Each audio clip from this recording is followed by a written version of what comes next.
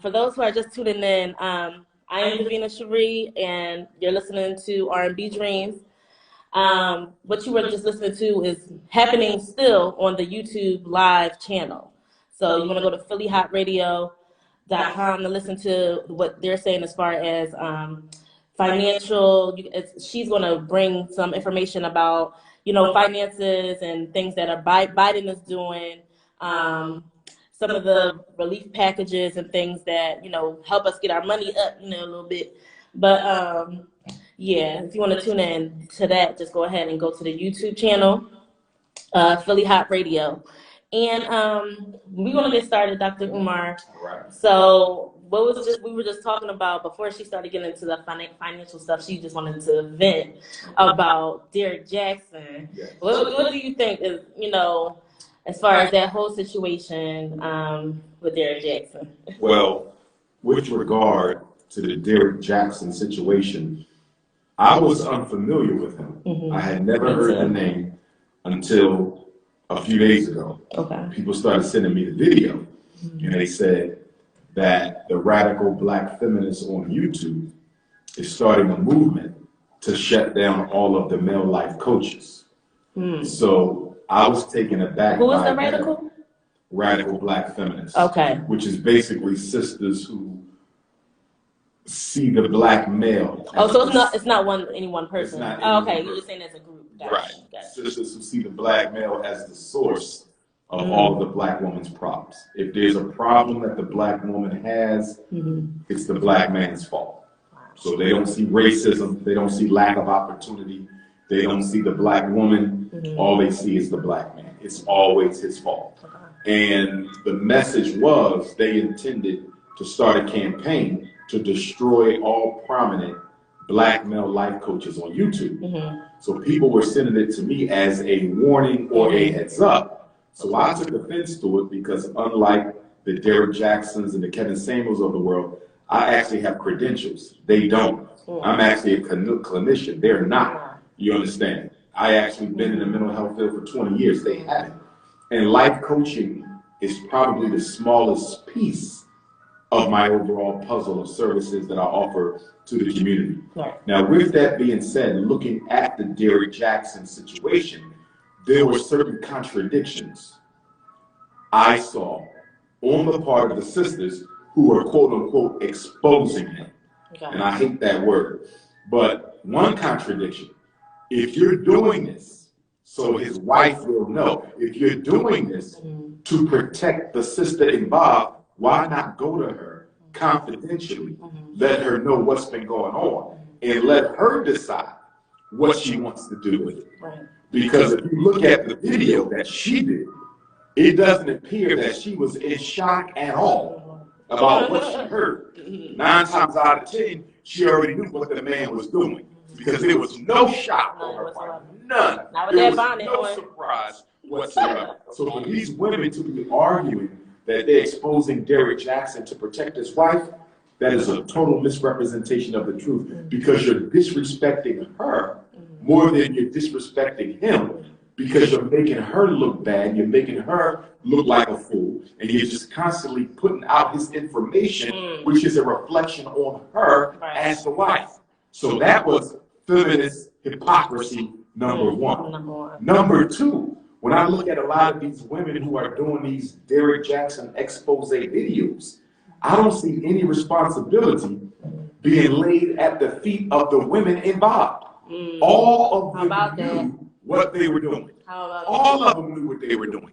Nobody has held them accountable yet. So the woman who voluntarily gets involved with a married man is a victim all of a sudden. How about that? And the total blame is put on the black male. And he was wrong. He had no right to be cheating on his wife. And he had no right, allegedly, bringing a woman into their home. Allegedly telling them that his wife's sex wasn't good. Allegedly. You spilling the tea, Dr. Umar. I didn't know about all that. And allegedly not being forthcoming about the fact he had children.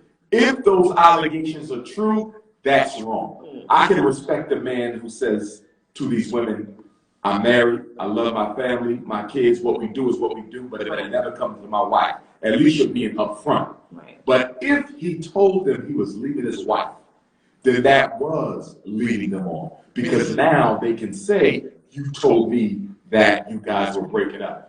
But regardless, y'all knew he was still married at the time. You understand? And you still entered into a relationship with a married man knowing he was married. So it should be equal blame. And when I hear people say things like, well, those women were not a part of his marriage. They didn't take the wedding vow.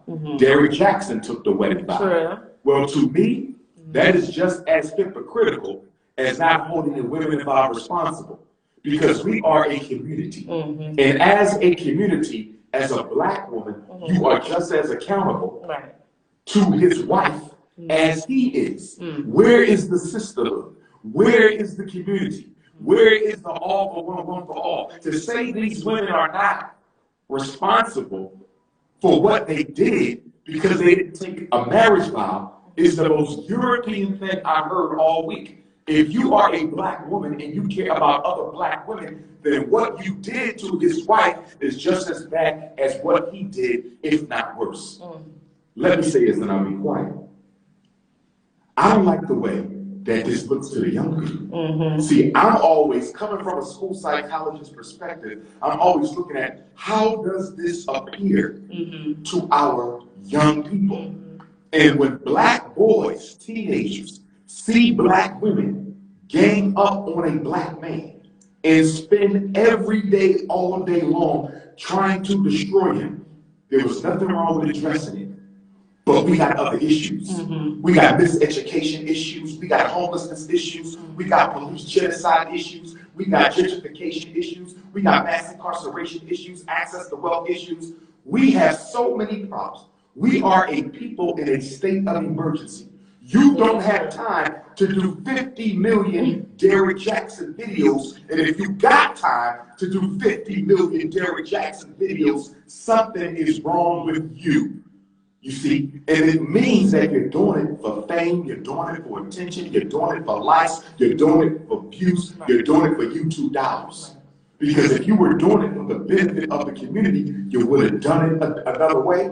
You would have got away from it after you finished and found something else to focus upon. But our boys are watching this. And it's feeding this energy that some toxic males are putting out in the community that black women ain't worth the black man's time. See, I don't want when a 15, 16, and 17-year-old black boy who's politically uneducated turns on YouTube and see a whole army of black women attacking this one black man day after day after day, and then absolving the women involved of any blame whatsoever, it starts reinforcing that narrative that you should go get you a white girl, go get you a Latino, go get you a Chinese, go get you an Indian, go get you a Jew, you understand? Go get you a Mexican, because they know how to treat a man. So by doing this, they're perpetuating a narrative that is going to have our black boys thinking that they should not be committed to black women.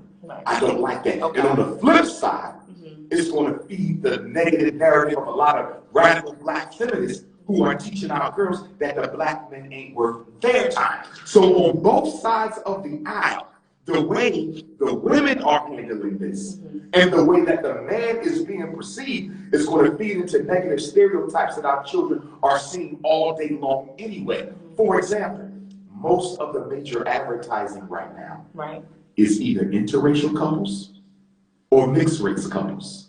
You understand? Biracial and interracial. You don't see a lot of black man, black woman advertising. You don't see a lot of black woman, black man sitcoms and miniseries and movies anymore. Everything is interracial or biracial. And by reinforcing this whole Derrick Jackson saga, it ain't even about Derrick Jackson. It's about the way black women feel and relate to black men. And it's about the way black men feel and relate to black women. It is a reality show that is just as dangerous as the reality shows that we see play out on television. We're creating a consciousness around black romance and black love that's going to send a lot of our teenagers and a lot of our sons and daughters looking for a mate from another race. So you missed I want to say Bill Cosby. I can't even say the Bill Cosby, the show, because it's like, dang, even he, it's a stigma with Bill Cosby. But so you want those days back,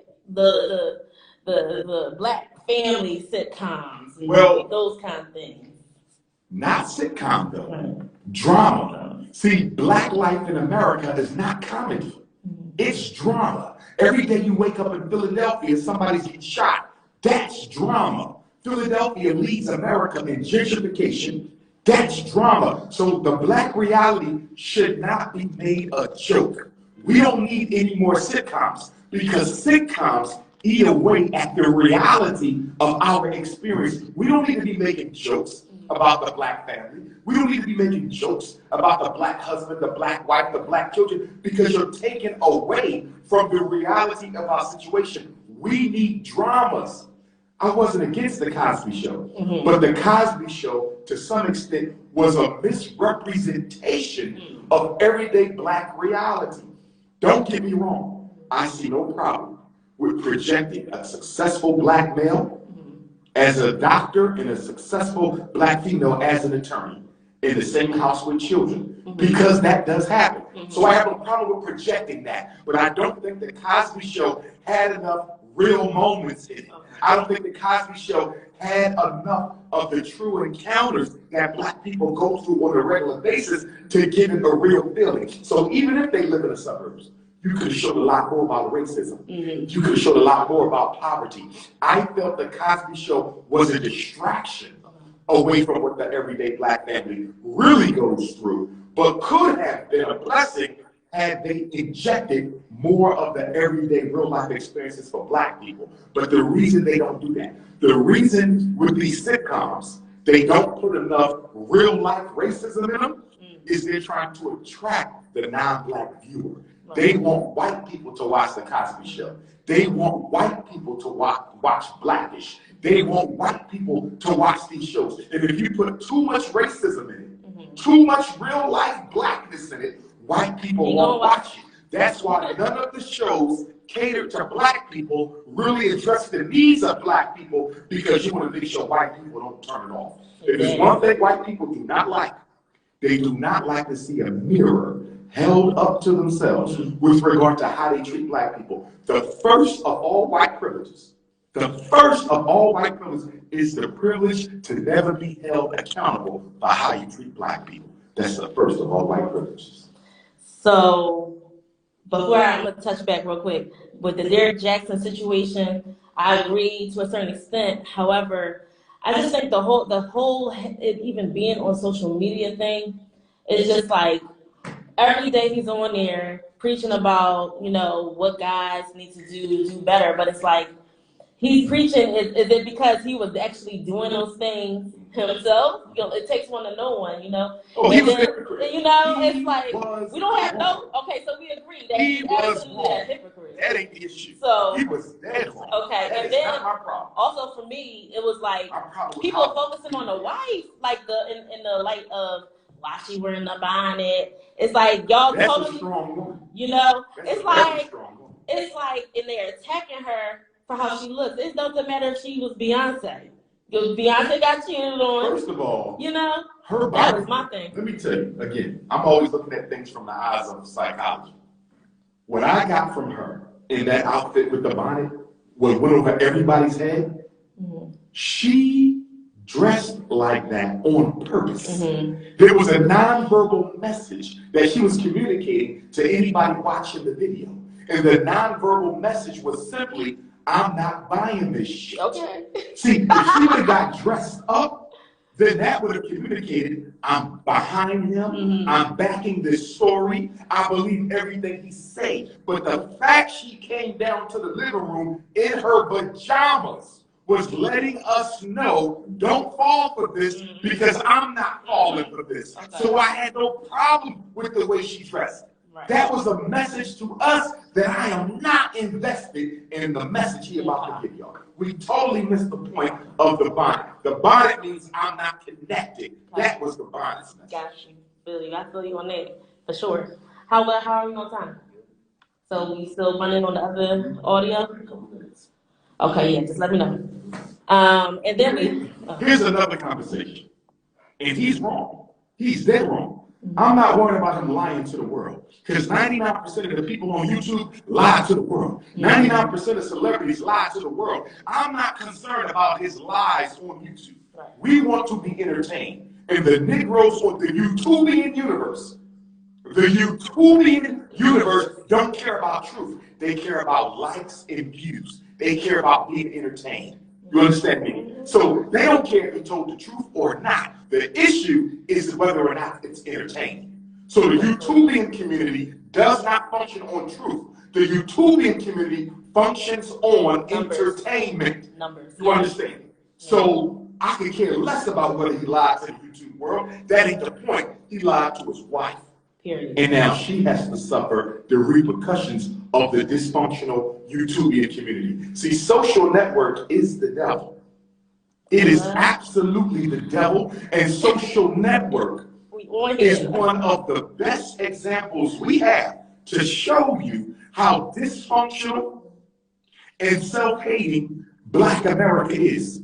And listen, social network is everybody their own media platform. 50 years ago, you had to go through a filter. Right. 50 years ago, you couldn't say it unless you could verify it. Right. 50 years ago, you had to go through the 5 major media companies to put anything out there. Absolutely. YouTube, Facebook, Instagram, it changed the game. Now everybody has a media platform. And look what we do. Go through YouTube. How many channels do you see are really dedicated to a good conversation about something relevant? How many channels do you see are focused on any of the core problems of Black America? The miseducation, the mass incarceration, the gentrification, the access to wealth, the police genocide. There's channels out there. It's a few. There's a few. But compared to everything else, you would not think that Black America was in a state of emergency if you look at YouTube. You got people, the whole channel is dedicated to gossip. The whole channel dedicated to slander. The whole channel dedicated to reality TV. The whole channel dedicated to sports. We are in a state of emergency, fighting for the survival of our community, and we want to spend all day long talking about one man's infidelity when half of all Americans cheat on their spouse. That does not make it acceptable, but it simply says we got bigger fish to fry than that. But it begs forth another question that has to be handled. I'm going to introduce this, even though it's controversial, because it got to be discussed. Speaking as a psychologist, being brutally honest with you, I think one of